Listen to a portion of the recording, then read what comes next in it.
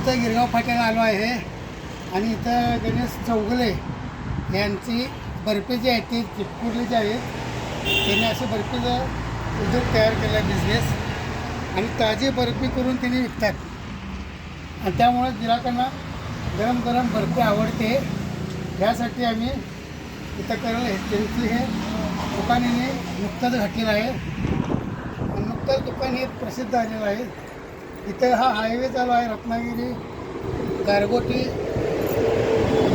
या अशा प्रकारची बर्फी आहे, ताजी बर्फी आहे आणि असं हलवून घट्ट करून याची बर्फी तयार करतात.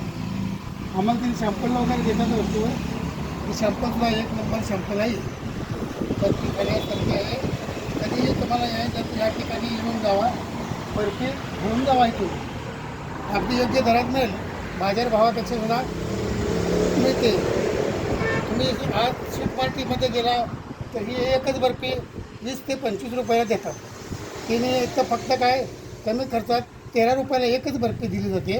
100 रुपये पाव किलो. तेव्हावर पावशेरला 100 रुपये घेतात आणि बर्फी ताजी मिळते म्हणून हा गिराक भरपूर वाढलेला आहे.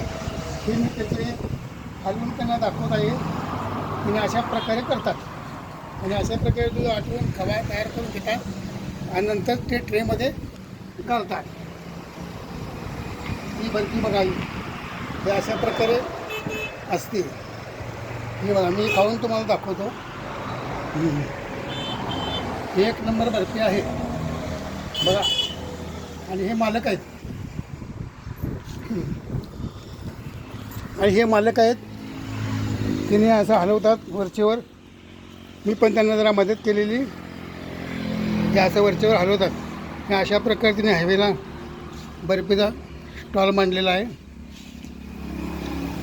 तुमचं नाव काय? गणेश शिवाजी चौगुले. तुम्ही किती वर्षाचा धंदा करताय हा? 10 वर्ष झाले. 10 वर्षाचा धंदा करताय. त्यातनं मग तुम्हाला नफा वगैरे काय मिळतं का व्यवस्थित? मिळतोय. आणि हायवेला पण असतोय. हायवेला जरा गिराकं जास्त असते काय? हो भरपूर असतं. बाहेर पण ऑर्डर घेता काय? आली का ऑर्डर घेतोय. लग्न समारंभाच्या वगैरे घेतोय. सर्व ऑर्डर घेता. हो.